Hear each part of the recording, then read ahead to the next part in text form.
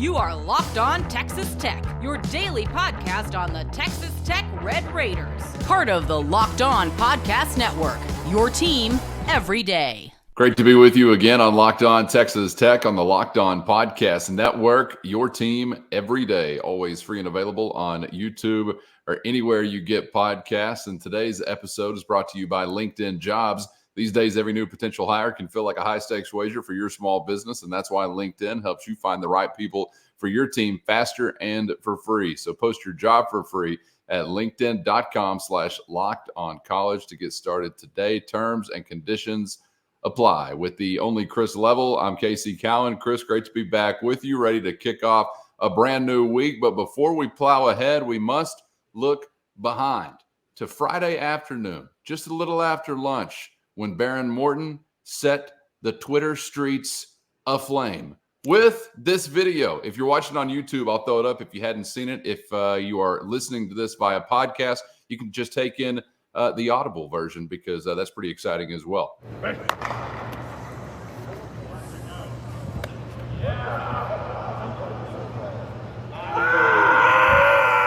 back, Red Raider Nation. To quote, we are back, Red Raider Nation. So now chisel it into stone, I suppose. But Chris, this was obviously a little more impactful than just an off-season video of a quarterback chucking a ball down the field because we've all been wondering about kind of this mystery timeline and the AC joint. He was shut down back in the spring. And there's been some things going on leading into the summer to try to obviously help with getting him ready for the fall. So it just wasn't your run-of-the-mill, hey, look how far I can throw this QB tweet video, right? It seemed to carry some meaning with it and maybe a peek into some things that have been altered or changed, or at least where things currently stand as we sit here at the beginning of June with Behren Morton. What'd you think? Yeah, so let's go through the video and kind of what the obviously the impact it had on the fan base. Typically, Friday afternoon is when you drop bad news out there in the ether and like hope that nobody really sees it. This one, and that's typically late Friday afternoon. This was like I said, as you mentioned, right after lunch. This video has been viewed well over 200,000 times, and I think nothing that comes out about that football program is whether it's on Twitter or Instagram or whatever it may be, pick your social media platform, is something that is news to Joey McGuire. So this goes out clearly with his consent. Heck, it probably or could have been, so I'll let you decipher, if this was his idea. But I think you see a happy quarterback and so we take you through the video. If you couldn't watch it, that's a 65-yard dime to Coy Aiken. And it's after one of these mini practices, which is what, you're allowed to work with your players. Coaches are, I want to say, I think it's like 2 hours a week. So, most of the time coaches break this up into like 30 minutes a day, and then you factor in all your weights and your off-season stuff, and then they get some on the field time with you about 30 minutes a day and you could kind of divvy that up however you want. But I think that this is at the tail end of one of those sessions. And I don't know. I would ask you, were you surprised to see that? I guess I was a little surprised to see that because I thought we were on a much kind of slower rebuild back up, if that makes sense. And I don't even know if it was a rebuild in my mind, but just kind of a pause, like, hey, take a break. Yeah. Let's rest the thing. So, yeah, it kind of took me by surprise for sure. I mean, if he's off to the side with like ice on his shoulder, I mean, like I would have expected that more than I would him dropping a dime 60 yards plus down the field and then looking at the camera going, I am back, with a big smile on his face and doing chest bumps and all these different things. But I think that you and I are on the same page. And so I think things – I can't tell you exactly when things changed on altering this course, but you and I have talked about on this show a couple of different times that he was going to see a specialist. Look, he'd gone to the West Coast, a couple of different places, and had this thing looked at and had input from people that are really, really good at what they do, people that work with MLB teams and NFL teams and the like. And they get turned on to a guy named Tom Gormley, who is he lives in Jacksonville. He's a Florida grad. And he is, I think, seen as the best in the world at this. And we'll try to describe this because I think this is very much of a niche. But he basically works with high-end quarterback / high-end pitcher. That's kind of his expertise. And to boil it down even more, he works with throwers. I mean, those are his words. Mm-hmm. He works with throwers. What he is he's a performance coach / rehab coach. And I think he tries to, again, to boil it down, he tries to get throwers to perform at a high level and keep them healthy. Easier said than done. Everything that we'll go into here, it's not going to, anything that this guy is working with Behren on or any quarterback, if he gets hit wrong by a defensive end and landed on, that's not going to fix it. Okay. I mean, you still get hurt when you play football, injuries happen in baseball and all those things, but he has a track record of working with guys that have had shoulder issues and a variety of such things. This just kind of fits in the spectrum somewhere with an AC sprain like Behren had.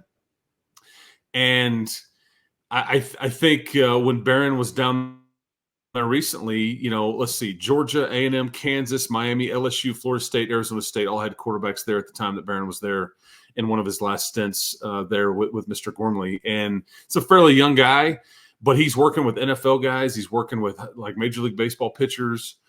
And he will talk a lot about biomechanics and, how there's just special movements that come with when you're specifically a thrower. And that's what these guys are. And this isn't somebody that's working on the psychology of how to play quarterback or how to pitch or being confident or, there's some of that mixed in. And nor is he trying to, hulk them up with this or that, or train them for the combine. No, this is trying to maximize what a thrower can do, especially if they are hampered in some way from a previous injury, whether it's separation or an AC sprain or a muscle tear, ligament, whatever it may be. I think he's probably worked with a variety of different injuries and every, I'm sure there are some AC sprains in the mixture of college guys that were there, but there's also a variety of other injuries. But this is a guy that I think a lot of people trust in the sports world. He has earned this trust because, as he would put it, and I've listened to a lot of what he's done. I think you have to train athletes and then do a good job at it, or otherwise you really have no industry. There is no business. There is no word of mouth. And I think that there's been a lot of positive results from people that have worked with him. And so the plan after they go see him is, I think one of the main things he said.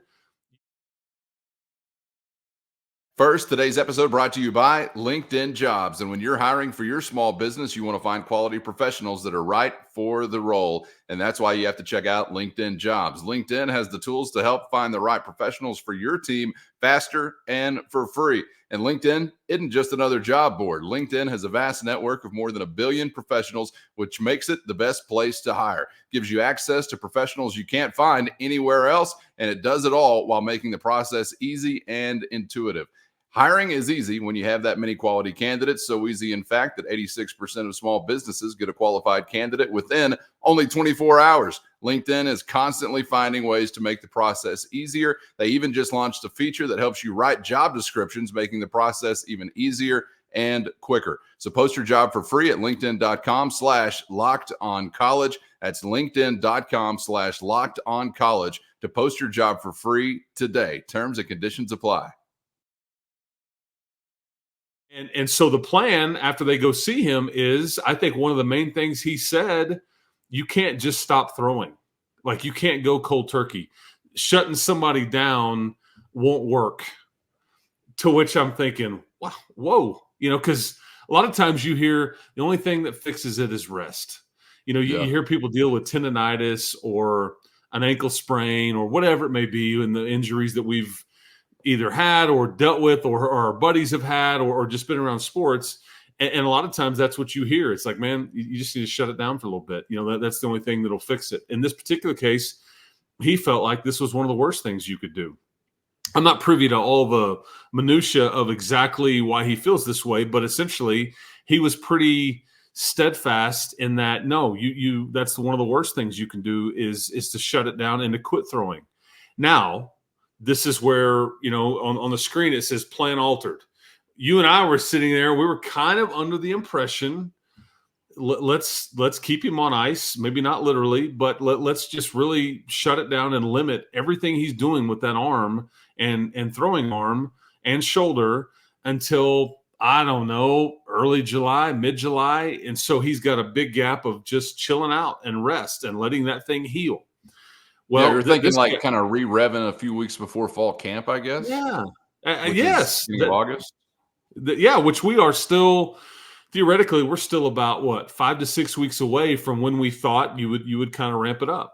Yeah. So he has been throwing a little bit, and what Mr. Gormley's plan essentially is, it's pretty strict as it should be, but he really believes in it, and others believe in it.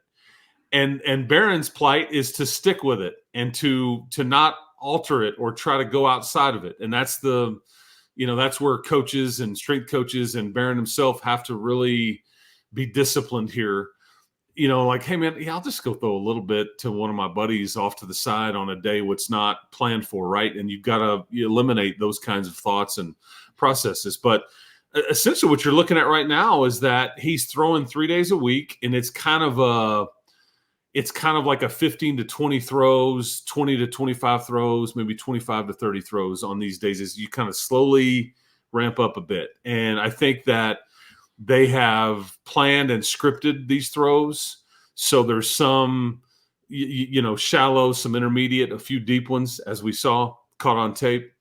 And I think it just kind of slowly ramps up, and then you start over, and then but I think we are, unless there's some sort of setback, I think you're a week or 3 away from really he's turned loose. Like, I'm sure there's a pitch count at some level, but there's not many restrictions. If this continues, like it's been over the next week or 2 or 3 or somewhere in this time frame. But by July 1, I think he's basically turned loose and like, hey man, you're good. And what this guy does is he's trying to. There's a rehab component. There is a mechanics component. There is a mentality component. But he's trying to get him to, again, throw as it heals and be smart about it, but also take care of it and not stress it. And this guy's got like 4 degrees. And so it's very in the weeds on exactly all the dynamics at play, but dumbed down for those of us that need to be talked to like we're in 3rd grade, or me specifically. I think that's ultimately what he's trying to do, is trying to get throwers to perform at a very high level and then mitigate risk and mitigate, hurting it more or taking care of it, not overusing it, even when you get going during practice and during the season and all those things. So the results seem to be pretty favorable, Callan. So are we talking about like a change in mechanics at all? Are we talking about like a change in mechanics during a certain time? Is it a permanent thing, or where do you feel like the kind of the magic is, I guess, to put him in a spot that we didn't expect him to be as we sit here just about a week and a half into June? Does his throwing motion look differently there than it did last time we saw him versus Cal in the Independence Bowl? No. And I don't think that's necessarily what this is about. But warming up, post practice, all the things you do to take care of an arm and are smart with an arm. Because look, man, we all know that number 2 here is going to ultimately decide. It's not all on him, but it's mostly on him. It's like you can't even like consider the bigger picture if you've got these huge questions about your quarterback. Yes. It's not all on him, but you can't even get into the conversation, if you don't have him feeling good. Yes. I mean, and that's if you want to have the kind of year that you hope to have and push through and really kind of graduate, to use some of our one word from last week, he needs to be a part of it, and he needs to play well, and he needs to eliminate interceptions and all those things. But you can't do that when his arm's hurting. He's a fulcrum. Yes. He's a fulcrum for the team. and there were times last year, and we saw this. I go back to the Baylor game. One of the interceptions that Behren threw in the Baylor game, it was you beat the Bears in a blowout. In a more difficult game, that play or swing would have been a bit trickier, but he just underthrew a go ball. And I mean, this was like it was on the Baylor sideline, and it was just, we're talking 30 yards, and he woefully, and that's kind of what you were dealing with there. That's the problem with a guy like Behren and Zach and everybody involved with what you're going to run on offense without shouting it to the opponent. We don't really know on a game to game how far he can throw it. We don't know if he feels good today, if he feels bad today, if what's there, because we haven't seen it in a week. And he's being, altered to get through these games a bit, I would guess, like Pat Mahomes used to be. And so some of that, you don't know exactly what you've got until you test it. And so I think, what the video really just, I think, shows you that I think, one, I see a happy quarterback. I see a quarterback with a lot of confidence now. And I think that the mentality part of this is that I don't think it hurts him right now. And this is the problem with what was going on in early part of the spring. I think it hurt him. It was bothering him. It didn't feel right. Overuse, mechanics, all the above. Who knows exactly why? The injury's still very prevalent. Whatever it may be, combination of all the above. But I think right now he's pain free. I think, and I think that's why you let one rip and you turn around and you start smiling about it and all those things. But that's I think he's just in a better place right now mentally, because I don't think it's bothering him at all. I think he feels like a new man, because it's like, okay, this is fun again, kind of deal, because it's not bothering me to come out here and do what I love. And now we just have to hope that it stays this way. If the plan continues to, everybody follows it strictly and all these things. But pretty fascinating turn of events, because I'm like you, man, I'm sitting here thinking. First, today's episode brought to you by FanDuel, and it's do or die time in the NBA and NHL, and FanDuel is giving you a shot to bring home a big win of your own. Right now, new customers get $150 in bonus bets with any winning $5 bet. That's $150 to bet on spreads, player props, money lines, and a whole lot more. So visit FanDuel.com/locked-on and make every playoff shot count with FanDuel, America's #1 sportsbook. Pretty fascinating turn of events, because I'm like you, man, I'm sitting here thinking we may have question marks about this player or team or whatever until you kind of get into August and he's kind of been allowed to practice some, and then we kind of get a progress report. And I guess to some level we're still going to have that. You're going to kind of, he's going to get asked a weekend or whenever he can talk again. Hey man, is it hurt? Did it bother you? Are you feeling good? That's going to be a storyline really until it's not. And until you get some practices under your belt and you get some use, I think that will continue to be I wonder what percentage he's at, or I wonder how he feels. He's the fulcrum graduate, however you want to describe it, he kind of, will largely decide your fate this next year. I mean, he's the catalyst really between, I think, maybe not going from good to great, but going from bad to good, like being a bowl-worthy team or having a really disappointing season. Because there are going to be other things, obviously, that have to play out on the defensive side of the football, along the offensive line, that really determine, are you a good to great or championship contending kind of football team? But, I don't even know how you go bowl game or bust if your quarterback position is just a big question mark. You barely did it by the skin of your teeth last year. You were 6-6 in the regular season. So we already saw kind of what the results can look like when you're in that kind of situation. So I'm entirely flummoxed by it. I don't understand what's happening or what the process has really been, even with your great description. I mean, I don't know how good it was, but I tried. Well, you ran it down as well as anybody could. That's not, the physician himself, I guess.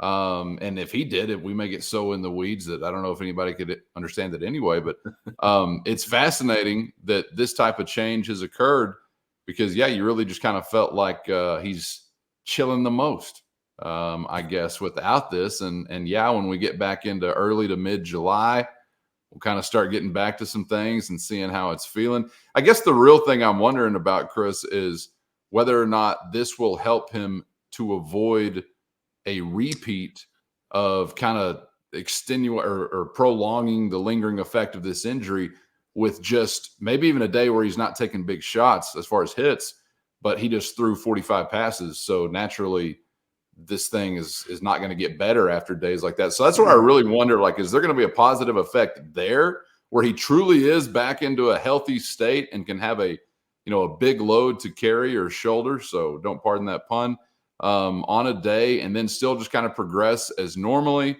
Because, last year I know that if he was in that type of situation, you're thinking that Sunday or that Monday, oof, all right, what's the week going to be like? We already knew he was very limited or not throwing at all. And then what's the next Saturday? And it just kind of piles up and piles up and piles up, like a lot of injuries do for guys as they go through the season. But the questions will still be there, I think, fairly. I mean, clearly a toss down the field in shorts and a T-shirt is not going to do much to indicate or give you confidence that you can feel like he can take shots. He's 100% again.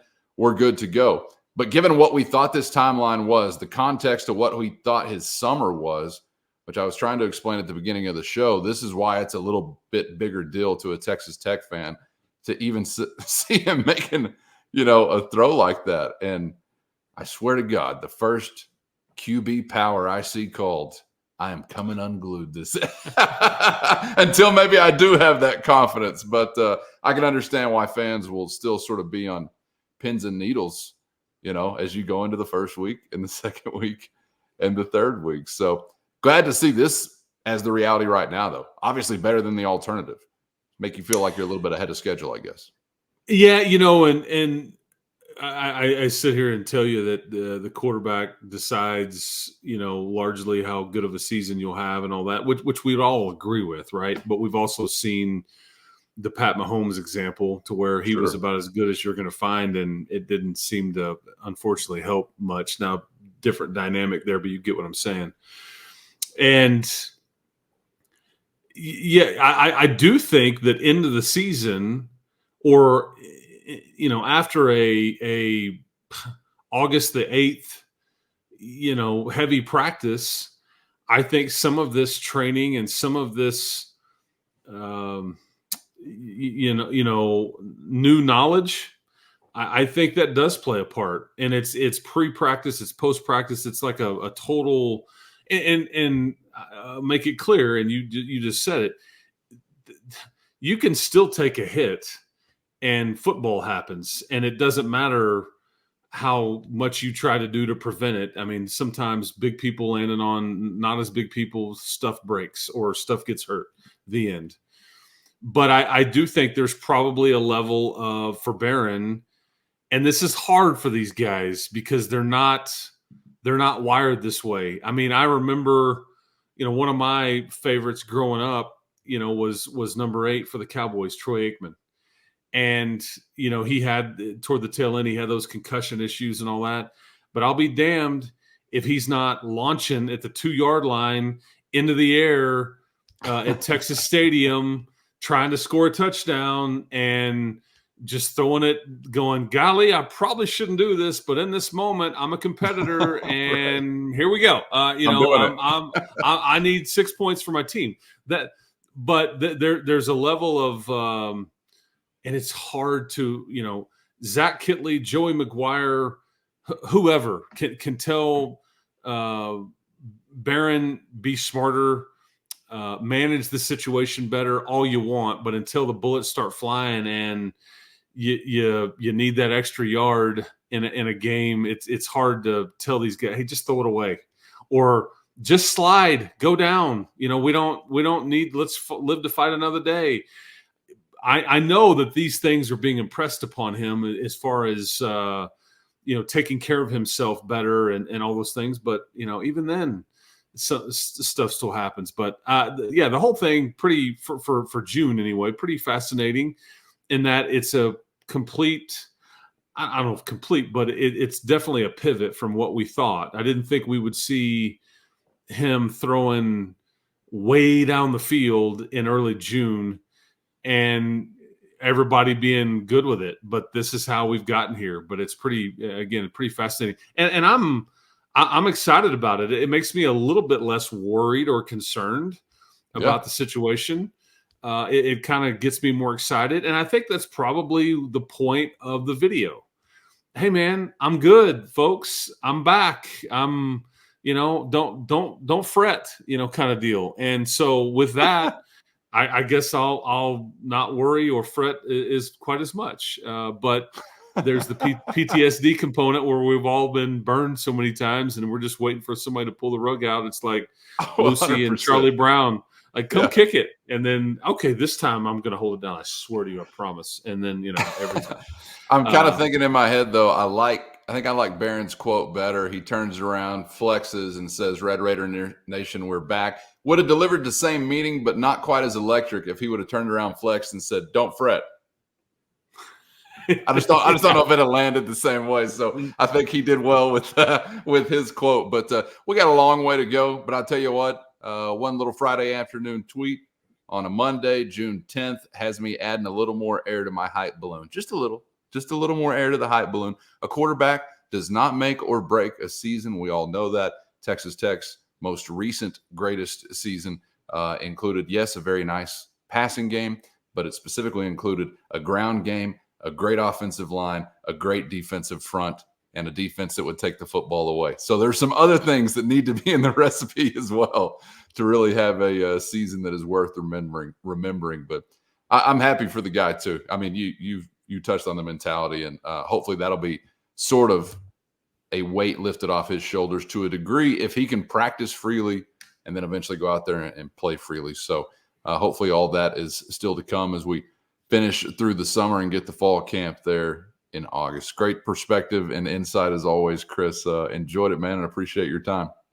Absolutely, man. I'm always happy to talk about positive QB things for sure. That's right. And that's what I'll follow this one under. So anyway, hope everybody has a good start to the week, and thank you for subscribing, listening, being a part of what we do, man. It certainly helps us. And don't forget to comment below, man, if it seems to help things around here. Yeah, no question about it. We love to know that there's someone out there hearing what we're saying, and conversing with you is always a joy. So the best way to help us grow the show is to comment anything below and get subscribed on YouTube or anywhere you get podcasts so you never miss an episode. Thanks for being out there. For Chris, I'm Casey, and we hope to see you back for the next round on Locked On Texas Tech.